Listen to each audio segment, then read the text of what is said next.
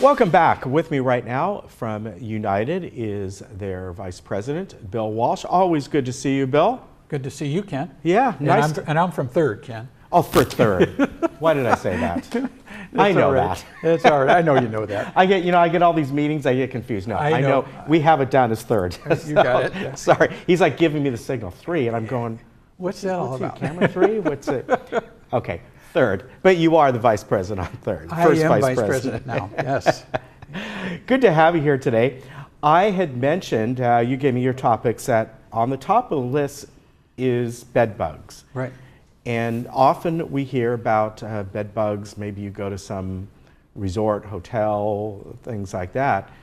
But the case is that they're in some people's homes. Am I right? That is correct. And we have a lot of people in Laguna Woods that travel. Yeah. And they wind up in these hotels, or they go to a third world country or something, and they put their luggage on the floor. Yeah.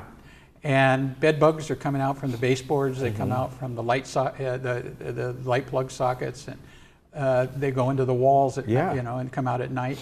I had the unfortunate experience of having that happen to me when I was in Indonesia in the late 1960s. I got in a hotel, but then I could go get DDT, and I actually got a couple of aerosol cans of DDT and turned them on in my room and left for the day, and came back and the bed bugs were gone. But those days are over. Right. Between what happened, with the writings of Rachel Carson and Silent Spring, discovered the unfortunate side effects of using chlorinated hydrocarbons, persistent chlorinated hydrocarbons like DDT and chloridane, or organophosphates like malathion, parathion. These chemicals were broad spectrum.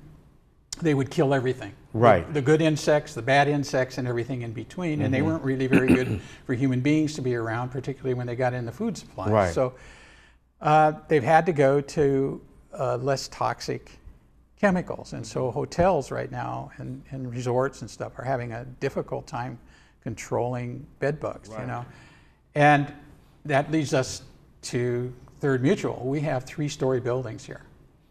And we've had some infestations. We've got an infestation right now. And we're going to wind up having to tent the building because the infestation got out of control and has gotten into, they migrate. They don't, there are very few manors in the community that are standalone. Most manors are attached to each other. And so it's not just us trying to take care of it, but the residents here, I'm just going to throw this out, really need to take some responsibility. They need to really step up, and if they see a bed bug infestation in their home that they may have brought in or whatever, they need to contact a pest control company immediately. Third Mutual in itself is not responsible for taking care of that. In the case that I'm talking about, the Mutual, at the last board meeting, a resident came up from that building and just said, we've been fighting it, and having Newport Pest Control come out and spray one manor at a time. The resident actually apparently put an infested material, clothing and stuff in a dryer trying to kill them. And of course now somebody comes along and uses a dryer. Yeah. And we found that places that have a lot of clutter in their manor are really difficult to control an infestation. So the residents need to be partners in this. We can't go and we're going to spend probably close to $20,000 to tent this 3-story building and get rid of the bed bugs in there. Yeah. And we can't be doing that. And we can't afford it, or our assessments are going to go up. So folks need to really, if they get an infestation, it's not the end of the world, but you just need to get it taken care of. Yeah, definitely. And is there a certain building you're doing for sure right now, or you're still kind of looking at? No, we're going to do one for sure. Okay. I don't want to. Okay, no, that's fine. I was just but yeah, we're going to do that building. Okay. So trash chutes in the 3-story buildings, and they need to be cleaned. They haven't been cleaned. Yeah. And they get clogged up with stuff. They get dirty. They smell. And that's just the beginning of a process where we're going to repair them. They haven't been repaired. There's a lot of them. There's 81 of them. There are 81 3-story buildings in the community that have these trash chutes. And Yeah. they're 50 years old, and they need some repair, and it can cause problems if the doors don't shut properly, Sure or can, things yeah. get stuck in the chute. And so this is just the beginning. We're going to get them cleaned. The staff has already gone through and cleaned all of the trash rooms where all of Okay. where all the bins are and stuff, and they power wash those. So now we're looking at the next phase. Hopefully, the contract is being written, and Okay. so we're hoping to get that done before Now, the end of the year. I know it was mentioned, pardon me, in the meeting, that they hadn't been cleaned in years or maybe ever. Yeah, that's the or- impression I had. Yeah. Is that they hadn't been taken care of. They hadn't been Yeah. maintained. You think of all the systems that we have in all of these buildings, and it's just one more that hasn't been maintained. And this board, particularly, we're just not going to let that go. Right. We want this. And then repair them as needed. Its repair is going to have to be taken care Okay. of. Right. All right. The street lighting, and we've talked about this before. How is that going? The acquisition of the street lights from Edison. Well, it's in Edison's hands now. Okay. Okay. We've signed the contract. We're going to take possession of them. Okay. They have to go through it's a large bureaucracy. It has to Yes. go through all of their people, their engineering. And they're going to come to us at some point within the next 6 months, probably early part of the year, and tell us what we need to do in that process to take it over. One of the things that we have to do, most people probably don't notice, but on the concrete light poles that are out there, there's a metal tag. It's got a number on it. And so that's how Edison tracks their poles. And they don't want us using their pole numbers. So we're going to have to remove those and re-tag them. Oh. And so what we're going to talk about Okay. a week from tomorrow at the Energy Committee meeting is hiring a company that does this stuff, that is going to help us walk through all of the paperwork and everything else, including re-tagging our light poles. Okay. And then that same company, we're hoping, will be able to take over the operation and maintenance of the lights. That means when you're walking down your breezeway and you've got a 12-foot light pole that's got a bulb that's out, you'll contact us, Third Mutual, or you contact BMS, and that company will be informed, and they will come out and change the light bulbs. And but it's all part of moving toward going to LED lighting on the street lights, and we've talked about that a lot. So we're going to be hiring somebody, and we're going to be talking about that third Energy Committee meeting week from tomorrow. All right. That's interesting about the tags. Yeah. Like they just don't say, well, we're going to write those tags off our system now.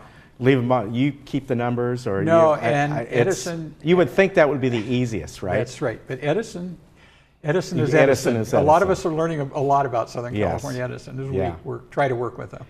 All right. The Garden Villa Breezeway recessed areas. What do you mean by the recessed areas? Have you ever been on the first level of a Garden Villa building? How it goes down a little bit? You walk up, the garage is underneath. Right. And then you walk up the stairs and you're there. And you've got these recessed areas that are an inch and a half. That have got the I'll call it AstroTurf because I grew up with it, but I mean the green carpeting. Right. And then they've got plants in there, and they've got little drains in there. Okay. Well, we've discovered over the years, those of us who have visited friends there and everything else, that if you don't watch your step, you can step off into one of those. And our feeling is we need to fill those in. And we also need to fix the plumbing and the drainage, because a lot of that stuff is leaking now, and leaking down into the garages below. Oh, because the water puddles. The water has got drains in it. Yeah. But sometimes the weeps and stuff are clogged or whatever else, and it doesn't flow right. The water doesn't exit, and all of a sudden you get this dripping through the concrete or whatever. Yeah. So the idea is to cover these areas over, and we're going to. In addition to that, now we're working with the Garden Villa Association and the president and several of the captains in 3 buildings over by Gate 4, and over by Clubhouse 4. And we're talking about how they want that, in a sense, re-landscape, because there are a lot of plant materials there. People put potted plants out, and to make, it'd be a pretty sterile environment without, all of this, these potted plants and different things that people put out there. And we're trying to work with our landscaping department, to figure out a plan to designate areas on Okay. the floor plan so people can put their own plants there, where we're going to put, where landscaping is going to take plants and put them there. Okay. And so we're working with the residents in that. And in essence, it'll be, in a way, a pilot. Yeah. Because we've got 53 garden villa buildings. This is going to be a long-term project. Right.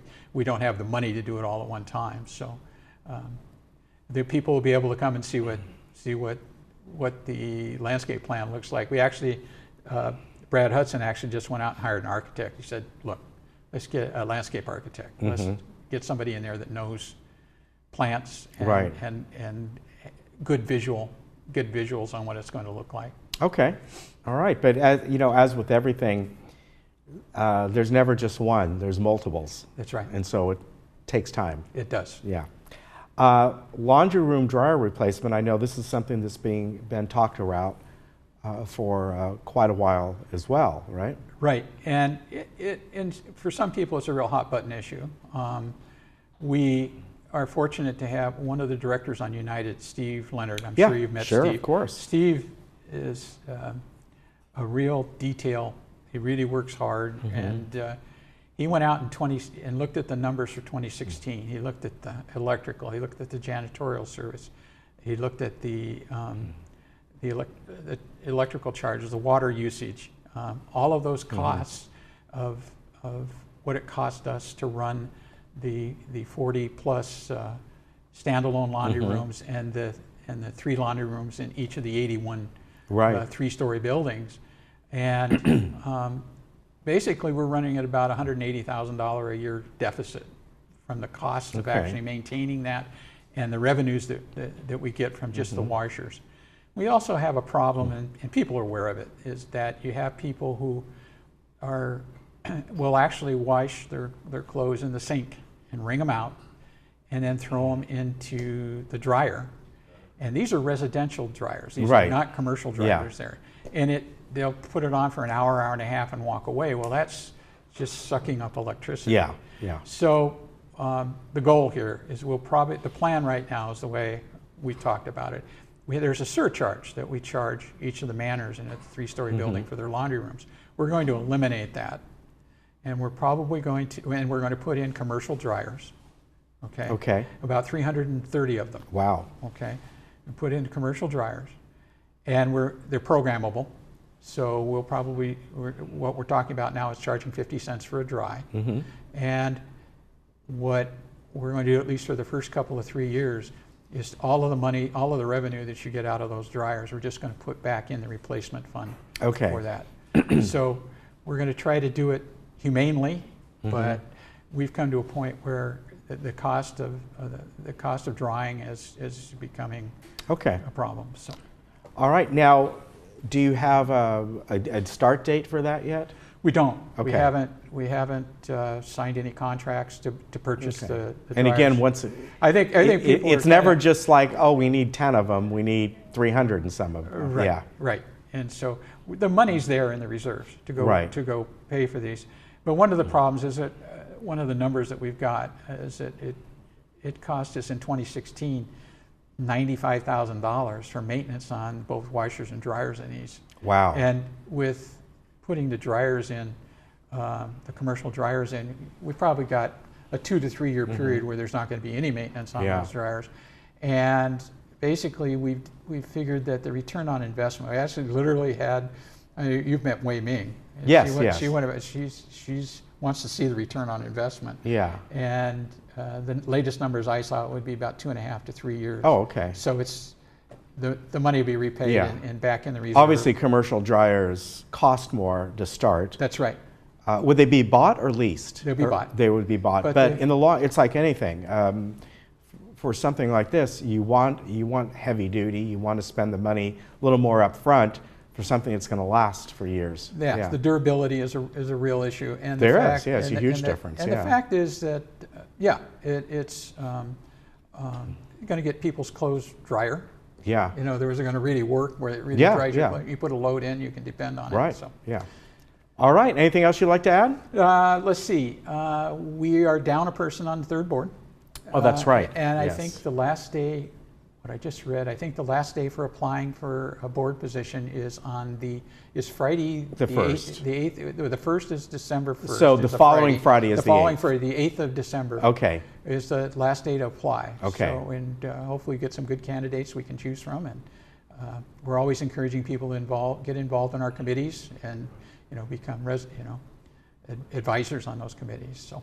All right. Yes. Very Ken, good. thank you Hey, very good to much. see you. Good to see you. Take care. I will do. Always You great too. talking with you, and we'll be right back.